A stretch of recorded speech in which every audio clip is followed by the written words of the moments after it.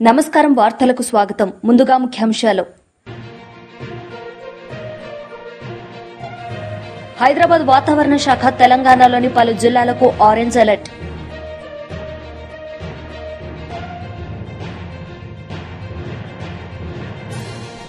మాజీ మంత్రి హరీష్ రావు మీడియా సమావేశం, పలు అంశాలపై వివరణ.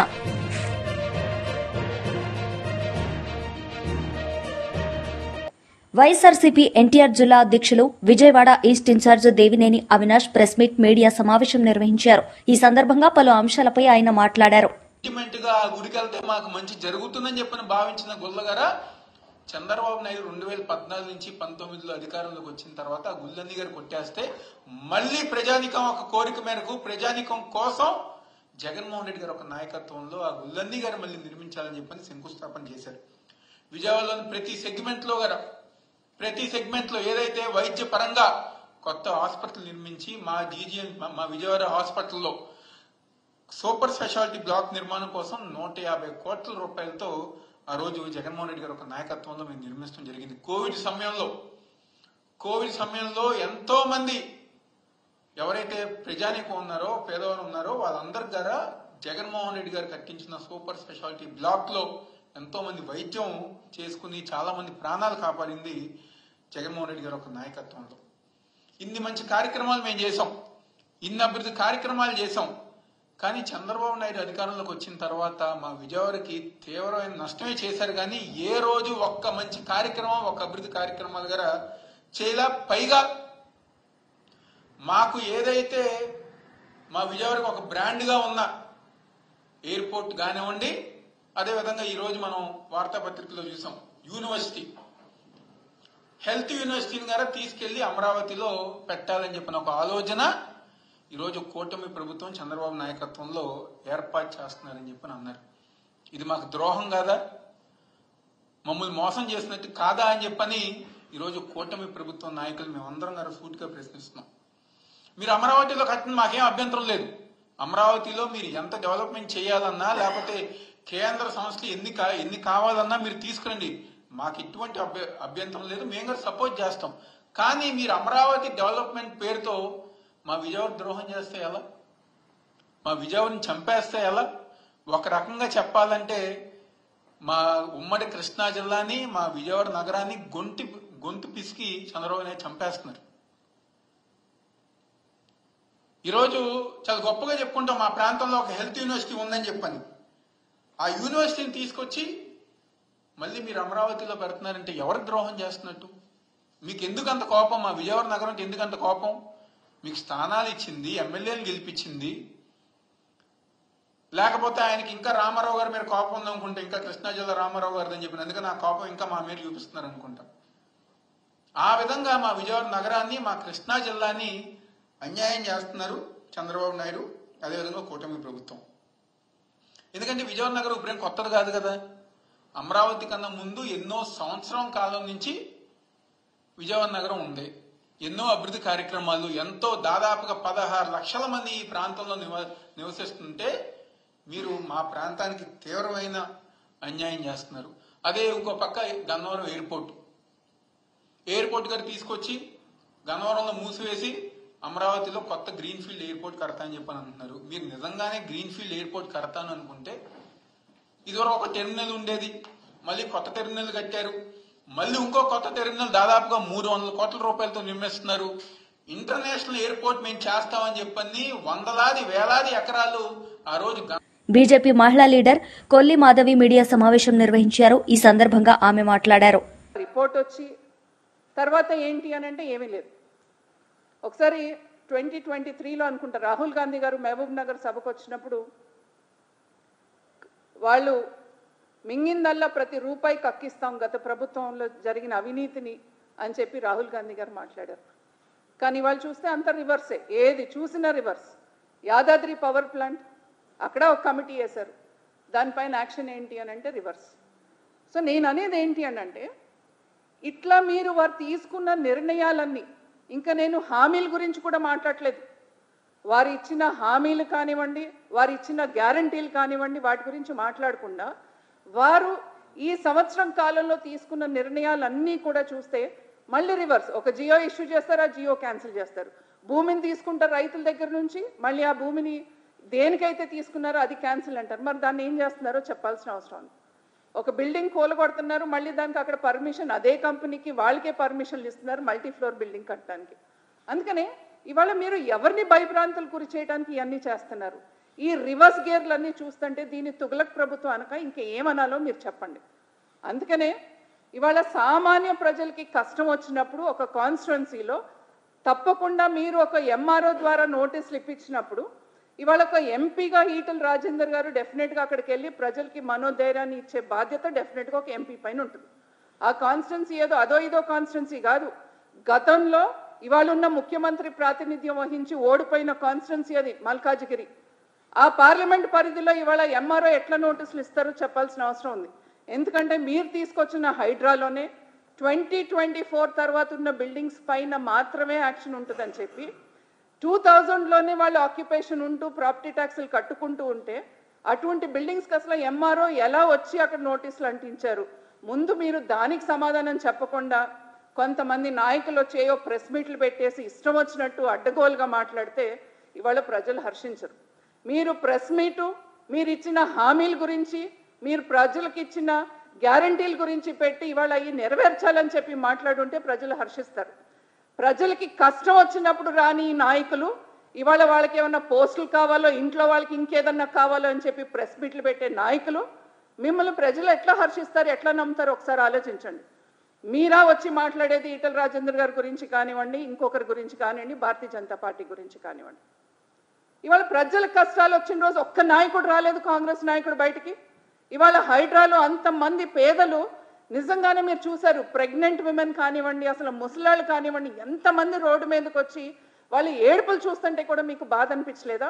ఆ రోజు మరి ఎందుకు స్పందించలేదు ఈ నాయకులు? ఒకసారి చెప్పాల్సిన అవసరం ఉంది. ఇవాళ ఆ బాధితులకి ఇవాళ అండగా ఉండటానికని చెప్పి వాళ్ళ ఆయన కాన్స్టిట్యున్సీలో బాధితులకి మీరు నోటీసులు ఇచ్చినాక ఒక ఎంపీగా ఆయన వెళ్ళి అక్కడ మాట్లాడితే దానికొచ్చి మీరు మాట్లాడతారు ఇది ముమ్మాటికి తుగ్లక్ ప్రభుత్వమే. ఎందుకు కాదు మీరు చెప్పండి? మహమ్మద్ బిన్ తుగ్లక్ ఏం చేశాడు?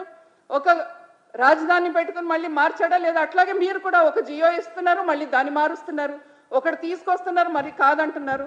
అందుకని డెఫినెట్గా ఇది తుగ్లక్ ప్రభుత్వమే. అందుకని మీరు ఒకటి గమనించాల్సిన అవసరం ఉంది. అటు జగ్గారెడ్డి గారు కానివ్వండి, ఇటు మహేష్ గౌడ్ గారు కానివ్వండి, ప్రజల తరపున మీరు నుంచోండి. అంతేగాని మీ స్వయ ప్రయోజనాల కోసం అని చెప్పి ఆయన పార్లమెంట్ కాన్స్టిట్యున్సీలో ప్రజలకు ఇబ్బంది వచ్చినప్పుడు ఆయన డెఫినెట్గా వచ్చి నుంచుంటారు, డెఫినెట్గా వచ్చి మాట్లాడతారు. దానికి మీరందరూ ఉలిక్కిపడి ఇంకేదో అని మాట్లాడితే గతంలో మీరేం మాట్లాడారు రేవంత్ రెడ్డి గారి గురించి? జగ్గారెడ్డి గారు ఒకసారి వెనక్కి తిరిగి మీరేం మాట్లాడారు ఒకసారి చూసుకోండి. ఆ రోజు మీరేమో రేవంత్ రెడ్డి గారి గురించి ఏమన్నా మాట్లాడొచ్చు, ఇవాళ మీకేదో ఆయనతో అవసరం ఉంది కాబట్టి, మీ ఇంట్లోకి ఏదో కావాలి కాబట్టి ఇవాళ మీరు ఇట్లా ఒక ప్రెస్ మీట్ పెట్టి ఒట్టి బూతులు మాట్లాడడానికే ప్రెస్ మీట్ పెట్టారు. కొంచెమన్నా సిగ్గుండాలి ఇలా బూతులు మాట్లాడడానికి ప్రెస్ మీట్లు పెట్టినందుకు. అందుకని నేను ఒక్కసారి కాంగ్రెస్ నాయకులు అందరినీ కూడా హెచ్చరిస్తున్నాను, మీరు ఈ రాష్ట్ర ప్రజలకు ఇచ్చిన హామీలు నెరవేర్చండి, వాళ్ళకి ఇచ్చిన గ్యారెంటీ. మాజీ మంత్రి హరీష్ రావు మీడియా సమావేశం నిర్వహించారు. ఈ సందర్భంగా పలు అంశాలపై ఆయన మాట్లాడారు. కిలోల తరుగు తీస్తున్నారు. రేవంత్ రెడ్డి చెప్తాడు అసలు తరిగేది ఇస్తలేరు మా ప్రభుత్వంలోనే, అసెంబ్లీలో చెప్తాడు. ములుగు జిల్లా సీతక్క గారి నియోజకవర్గం గోవిందరావుపేట మండల కేంద్రం, అదే గ్రామంలో జట్టి రాజు అనే రైతు 10 కిలోల తరుగు తీస్తుంటే పురుగుల మందు దాగి ఆత్మహత్య చేసుకునే ప్రయత్నం చేసిండ్రు.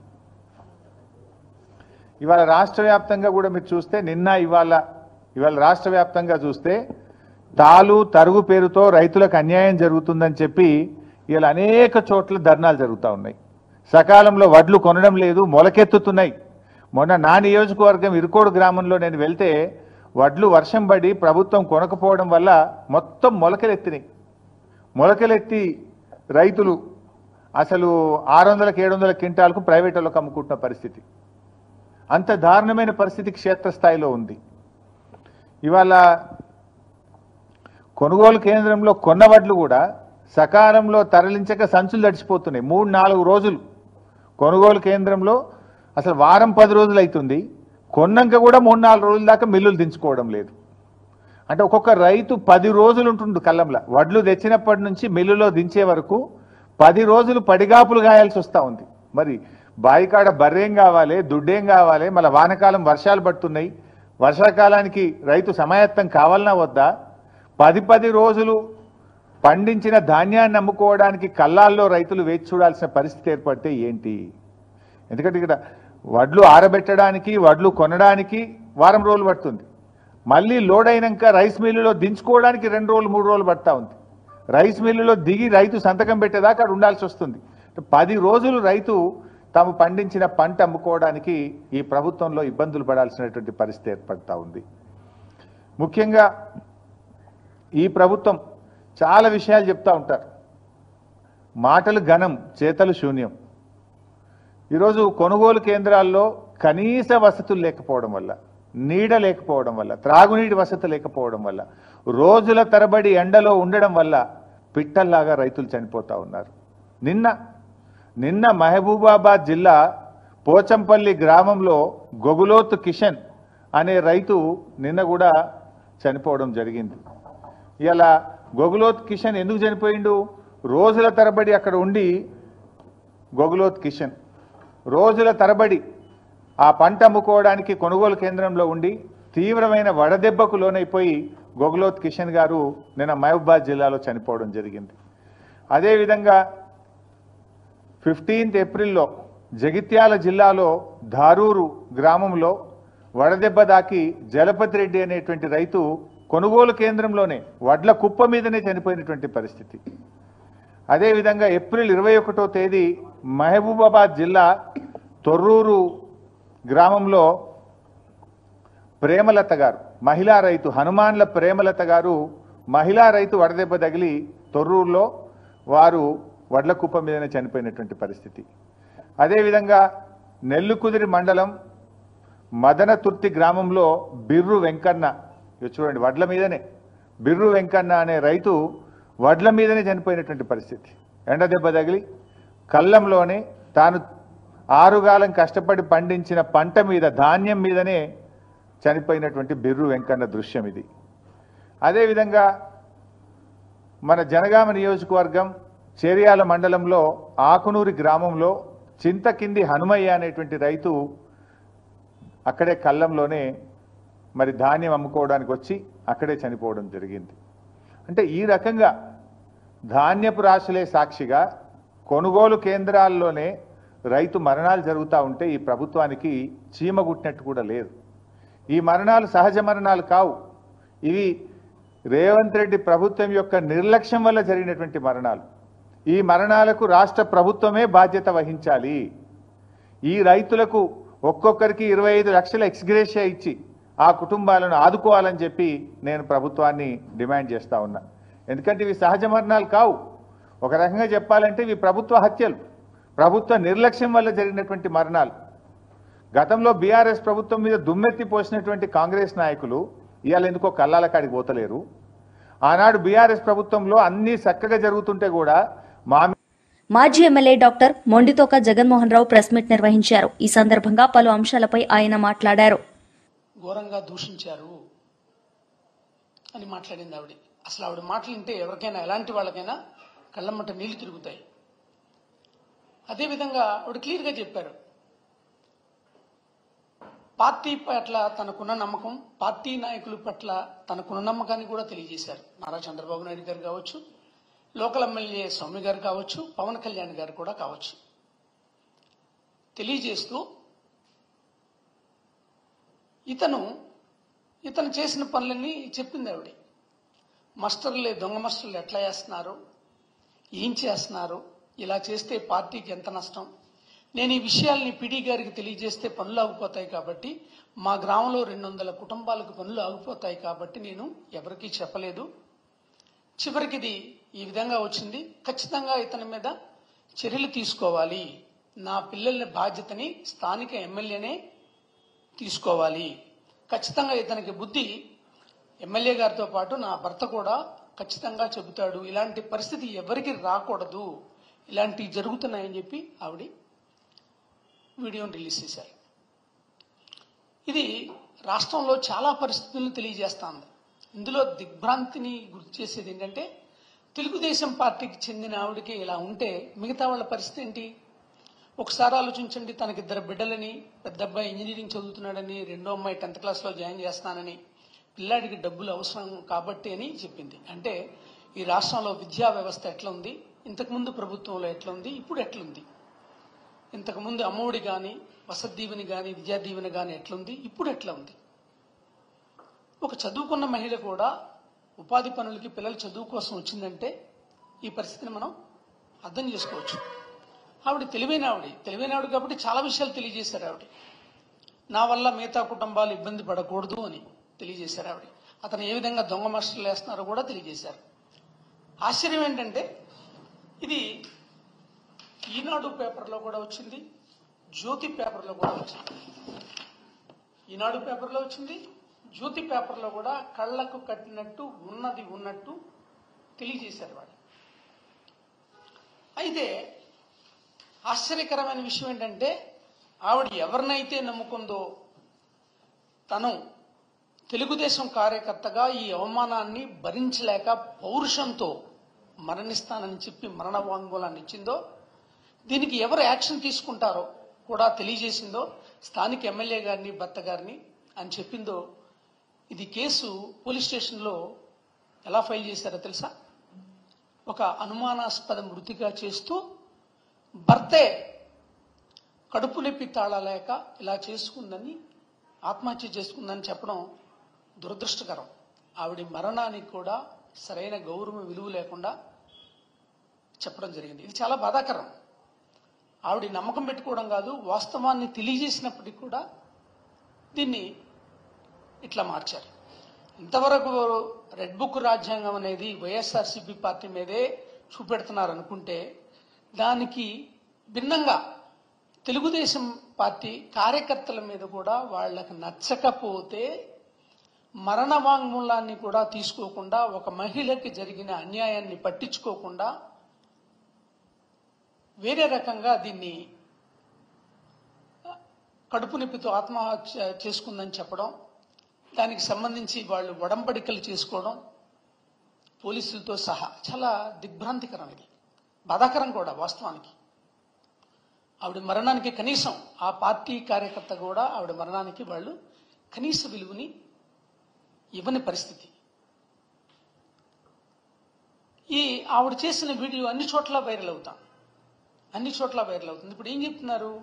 కాబట్టి మేము వైరల్ అవుతుంది కాబట్టి మేము ఇప్పుడు దర్యాప్తు చేస్తున్నాం అంటున్నారు. అక్కడ ఉన్న వాళ్ళంతా వాళ్లే కాబట్టి ఇప్పుడు సాక్ష్యాలు కూడా ఇప్పటికే వాళ్ళంతా ఒక ఒడంబడికి వచ్చారు కాబట్టి అతను దూషించలేదని చెప్పడానికే అన్ని ప్రయత్నాలు జరుగుతున్నాయి. అసలు ఏమీ జరగనట్టు, ఆవిడ వేరే కారణాలతో చనిపోయినట్టు చెప్తున్నారు. అంటే తెలుగుదేశం పార్టీ కానీ, తెలుగుదేశం గవర్నమెంట్ లేక ఉమ్మడి కూటమి గవర్నమెంట్ కానీ ఒక మహిళ ఆవేదనతో చేసుకున్నటువంటి మరణానికి వాళ్ళు ఇస్తున్నటువంటి విలువ ఇది. చేసిన ఆవిడ కోరుకున్నది ఒకటే, ఇలాంటి పనులు ఎక్కడా జరగకూడదు, మళ్ళా రిపీట్ కాకూడదు, అతనికి ఖచ్చితంగా అతని మీద చర్య తీసుకోండి అని చెబితే ఇప్పుడు వాళ్ళు చేస్తుంది ఏంటి? అసలు ఉపాధి పథకం ఫస్ట్ నుంచి కూడా మీరు గమనించి చూడండి, దాదాపుగా 12,000 మంది ఫీల్డ్ అసిస్టెంట్లు తొలగించారు. ఎప్పుడో స్టార్ట్ అయింది, మొన్న మార్చి 15 వరకే డబ్బులేశారు. 2023-24 సంవత్సరంలో ఏప్రిల్లోనే దాదాపుగా 6 కోట్ల పని దినాలని వైఎస్ఆర్ కాంగ్రెస్ పార్టీ ప్రభుత్వం ఇస్తే ఇప్పుడు వీళ్ళు 4.5 కోట్లే ఇచ్చారు. ఈవేళ ఉపాధి 300 రూపాయలైంది. అప్పట్లోనే దాదాపుగా 13,000 రూపాయలు చిల్లర వస్తే ఈవేళ అంతకన్నా తక్కువగా 13,190 రూపాయలు వస్తున్నాయి. దాదాపుగా ప్రతి కుటుంబానికి 1,500 రూపాయల తక్కువ వస్తుంది. అంతేకాకుండా 23-24లో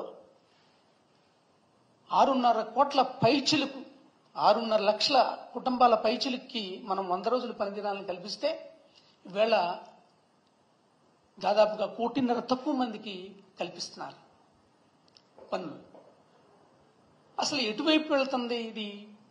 ఎటు తీసుకువెళ్తుంది? రైట్ టు వర్క్ కదా ఇది. ఎంతమంది వస్తే అంతమందికి ఇవ్వాలి కదా. మనం చాలా సంఘటనలు చూస్తున్నాం, ఇక్కడ చాలా సంఘటనలు చూస్తున్నాం. ఉదాహరణకి ఇప్పుడు కాకినాడ రూరల్లో ఒక మహిళా ఫీల్డ్ అసిస్టెంట్ మీద నెలకి 20,000 మండలాధ్యక్షుడికి ఇవ్వాలి, లేకపోతే 10,000 మాకు ఇవ్వాలి అని ఆవిడని బెదిరించడం. డబ్బులు ఇస్తావా? హైదరాబాద్ వాతావరణ శాఖ తెలంగాణలోని పలు జిల్లాలకు ఆరెంజ్ అలర్ట్ జారీ చేసింది. మంగళవారం సాయంత్రం నుంచి రానున్న 4 రోజుల పాటు ఉత్తర తెలంగాణతో పాటు దక్షిణ తెలంగాణలోని పలు జిల్లాల్లో ఉరుములు, మెరుపులు, ఈదురుగాలులతో కూడిన భారీ వర్షాలు కురిసే అవకాశం ఉందని వాతావరణ శాఖ వెల్లడించింది.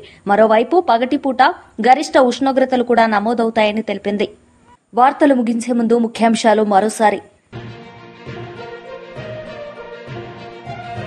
హైదరాబాద్ వాతావరణ శాఖ తెలంగాణలోని పలు జిల్లాలకు ఆరెంజ్ అలర్ట్.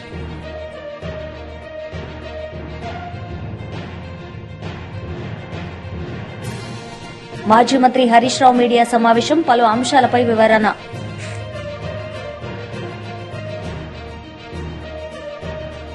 ఈ వార్తలు ఇంతటితో సమాప్తం. తిరిగి ప్రసారమయ్యే వార్తల్లో మళ్లీ కలుద్దాం. అంతవరకు సెలవు. నమస్తే.